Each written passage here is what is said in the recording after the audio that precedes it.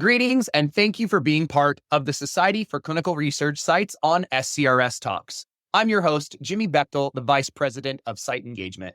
Get ready to dive into a space where we discuss pressing clinical research industry issues, celebrate noteworthy achievements, and foster a deeper connection within the research community. This is the space to amplify voices and perspectives that shape the landscape of clinical research.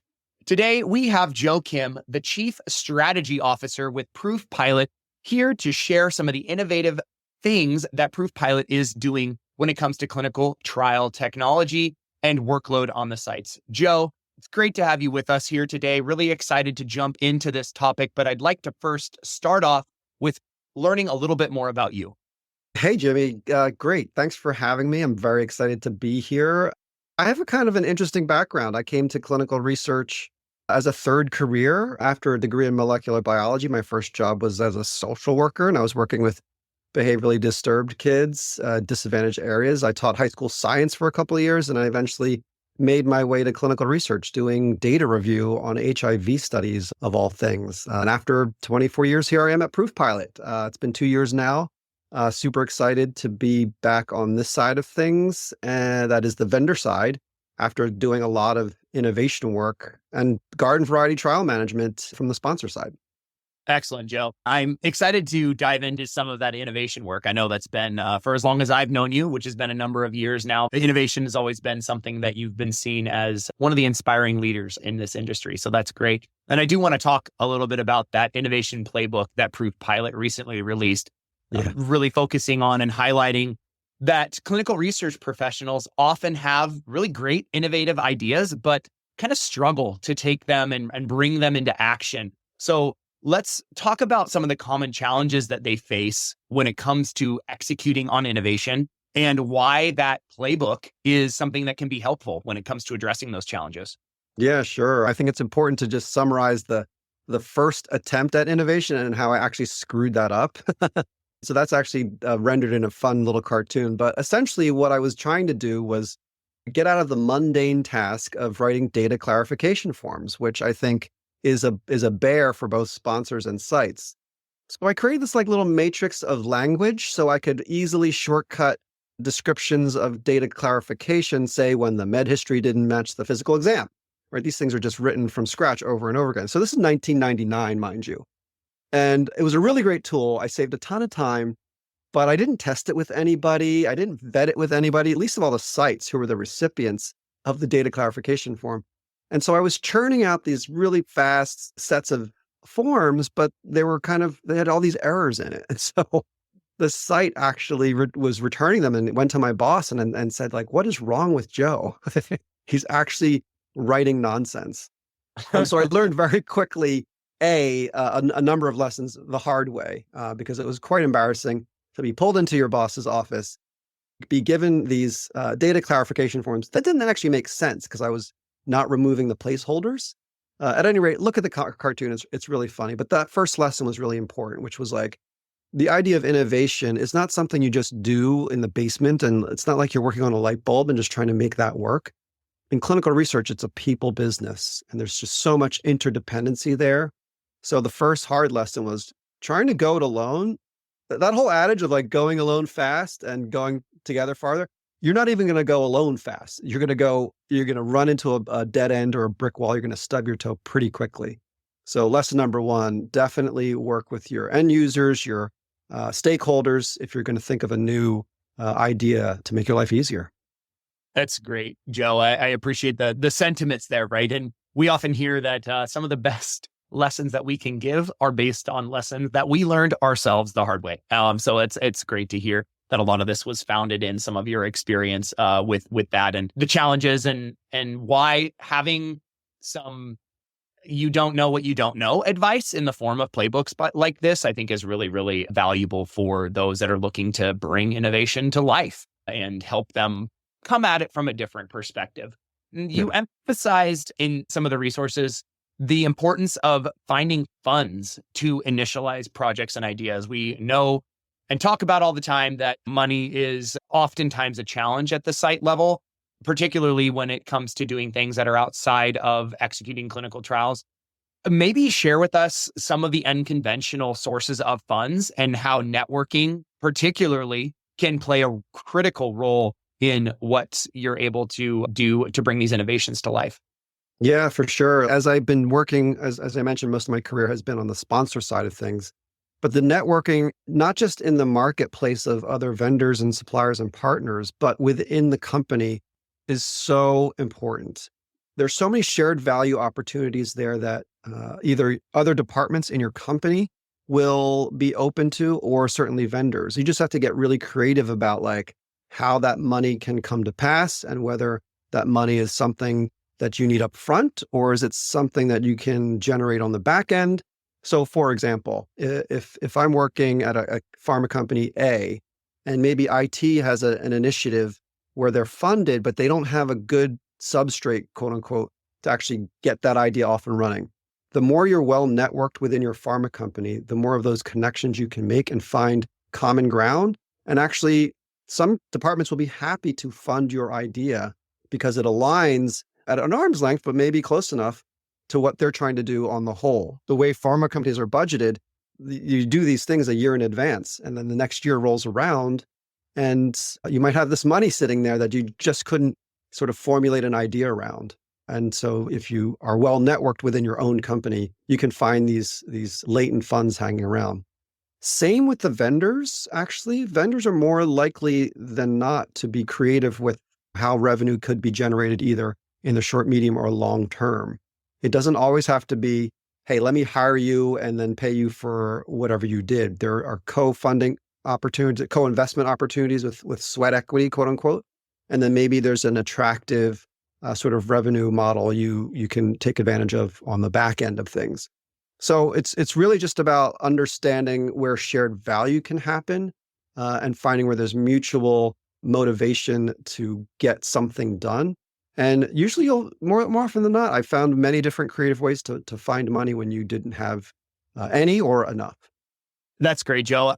I agree in that it's foundational that you find that shared value and really play into that, right? And emphasize the importance of you want this for this reason and I want this for this reason. And if we do this together, we can both have positive outcomes related to it, as opposed to what one might view as more traditional methods of funding, where you're kind of doing the application and they're looking at it from an objective point of view as just simply a good business decision or a good investment decision. I think if you can take it a step further and find partners or funding sources or what have you in the form of someone that shares that vision and shares that value, you can, in a lot of times, find ways for more than just funding. You can find partnership in someone that's trying to do that. And I think that's foundational. And it takes it a step further. So I think that's really great advice. Yeah, totally.